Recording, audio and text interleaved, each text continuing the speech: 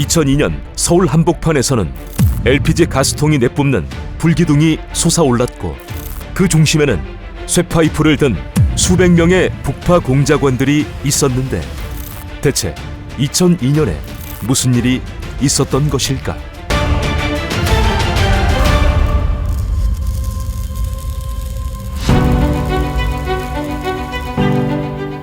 월드컵을 앞둔 2002년 3월 15일 오후 2시경 서울 세종문화회관 앞 도로. 오가는 시민들 사이로 어디선가 군복 차림의 남성들이 하나둘 모여들더니 어느새 그 수가 250여 명에 달했고 이때 놀라운 것은 그들의 손에 쇠파이프와 대형 LPG 가스통 그리고 인화물질인 수십 개의 신호통이 들려 있었던 것이었다. 살기가 느껴지는 심상치 않은 사람들. 대체 이들은 어떤 사람들일까? 이들은 냉전의 시대였던 1960, 70년대 음지에서 국가의 지시로 북한 깊숙이 잠입, 정보를 수집하고 폭파 등의 비밀 공작을 수행했지만 대한민국 정부 공식 기록에는 이름도 군번도 존재하지 않았던 이른바 인간병기라 불린 HID 북파 공작원들이었다. 오랜 세월 음지에서 숨죽여 지냈던 그들이 거리로 쏟아져 나온 이유는 그동안 국가의 지시에 따랐음에도 유공자 대우는커녕 약속된 보상과 정착금조차 받지 못한 억울함에 더 이상은 침묵할 수 없어 자신들의 존재를 인정하라며 거리로 나온 것이었다.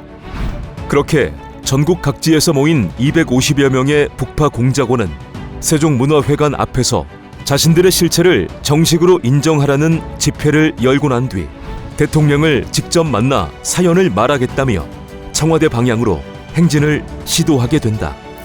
그러나 경찰의 저지에 가로막혀 행진이 어려워지자 그들은 즉각 방향을 틀어 세종문화회관 앞쪽 도로와 인도를 점거, 곧바로 사전에 준비한 신호를 아스팔트 위에 뿌렸고 LPG 가스통의 밸브를 열어 불을 붙여버렸다. 대낮 서울 한복판에서는 그렇게 수십 개의 불기둥이 솟아올랐고 가스통은 언제 폭발할지 모르는 아찔한 상황이 벌어졌는데 직후 그들은 불기둥을 내뿜는 가스통을 방패 삼아 진압을 시도하는 수백 명의 경찰에 맞서 쇠파이프를 휘두르며 거칠게 저항했다. 이에 경찰은 살수차까지 동원해 진압에 나섰지만 인간 병기로 다져진 북파 공작원들 앞에서는 속수무책이었고 시위가 이어지던 중 한 북파 공작원은 흉기를 꺼내 자신의 복부와 얼굴을 그어버리기도 했다. 그렇게 서울 한복판은 순식간에 화염과 비명이 뒤엉킨 아수라장이 되어버렸고 이 전쟁 같은 시위는 1시간가량이나 지속되었으며 결국 경찰의 설득과 저지로 시위는 막을 내렸으나 이 사건을 계기로 북파 공작원이라는 이름이 우리 사회에 강렬하게 등장했다. 사건 다음 날부터 신문 일면은 일제히 도심을 흔든 가스통 시위대, 존재조차 부정당한 특수임무 수행자들이라는 제목으로 그들의 소식을 전했고 그만큼 사회적인 파장이 컸으나 당시 정부는 북파 공작원은 비군인 신분이라 관련 자료가 없다거나 1972년 이후 북파 공작원은 없었다는 기존의 입장을 되풀이했다. 하지만 정부의 이러한 반응이 북파 공작원들의 더 큰 분노를 불러오게 되는데 3월 시위 6개월이 지난 2002년 9월 13일 오전 10시 서울 중구의 프레스센터. 북파 공작원 설악 동지 회원들은 기자회견을 열어 오늘부터 우리의 살 권리를 포기한다. 이후 벌어질 모든 폭력 행위의 책임은 정부에 있다는 섬뜩한 경고를 쏟아냈다. 그리고 이와 함께 그들은 북파 공작원들의 혹독한 격투기 훈련과 무장 행군, 표창 던지기, 파이프총 사격 장면이 담긴 영상을 공개했고 영상 속에는 북한과 닮은 산악 지형에서 인민군 복장으로 생활하며 비무장지대 침투, 난파 공작원 생포를 훈련하는 모습이 고스란히 담겨 있었다.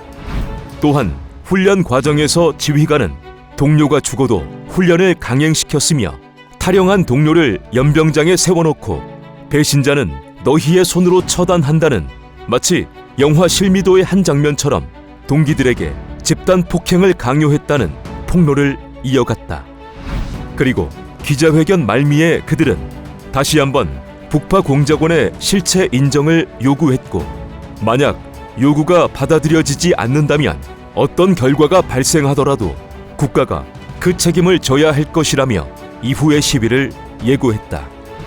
그로부터 보름이 지난 2002년 9월 29일 새벽, 북파공작원 설악동지회원 250여 명은 국회의사당 앞에서의 시위를 위해 휘발유와 가스통, 손도끼, 일본도, 쇠파이프 등의 살벌한 장비들을 챙겨 국회로 향하게 된다.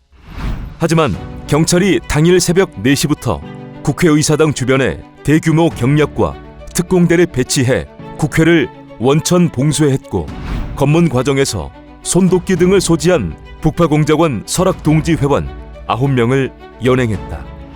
경찰의 봉쇄로 국회 앞 시위가 무산되자 이들은 영등포역으로 장소를 옮기게 되고, 당일 오전 10시경 영등포역 앞에 시민들 사이로 군복 차림의 복면을 쓴 300여 명의 북파공작원이 3월 시위보다 훨씬 조직화된 모습으로 도로를 점거해버렸다. 이어 그들은 놀라는 시민들 사이로 도로 한복판에 여러 개의 신호통과 가스통을 일렬로 세우고는 자신들의 존재 인정을 요구하는 시위를 시작했으며, 곧바로 그들은 신호를 거리에 부었고 가스통의 밸브를 열어 불을 붙여버렸다. 그렇게 영등포역 앞에서는 순식간에 여러 개의 불기둥이 솟아올랐고, 이에 경찰이 방패를 앞세워 진압을 시작하자 이들은 쇠파이프를 들고 맞섰으며 경찰은 살수차를 동원해 대응했다. 긴박한 대치가 한참 이어졌고, 그때 갑자기 한 북파 공작원이 자신의 몸에 휘발유를 부으며 분신을 불사하는 기세로 거세게 저항했다.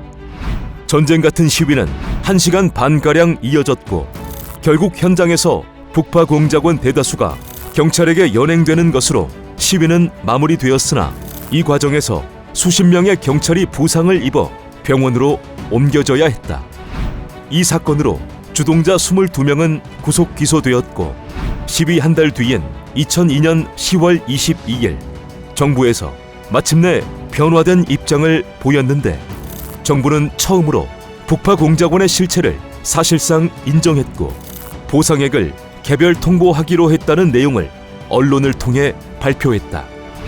그로부터 1년 뒤인 2003년 국회는 북파 공작원 양성 사실을 공식으로 인정. 약 1만 3천 명 정도가 양성되었고 그중 7,700명 정도가 사망했다는 구체적인 수치를 공개했다. 그리고 이듬해인 2004년 1월 특수임무수행자 관련 특별법안이 국회 본회의를 통과, 2004년 1월 말 법률이 정식으로 제정, 공포되었다. 이 법안은 특별한 희생을 한 특수임무수행자와 그 유족에게 필요한 보상을 함으로써 생활 안정을 도모하고 국민 화합에 이바지함을 목적으로 한다라고 명시되어 있다.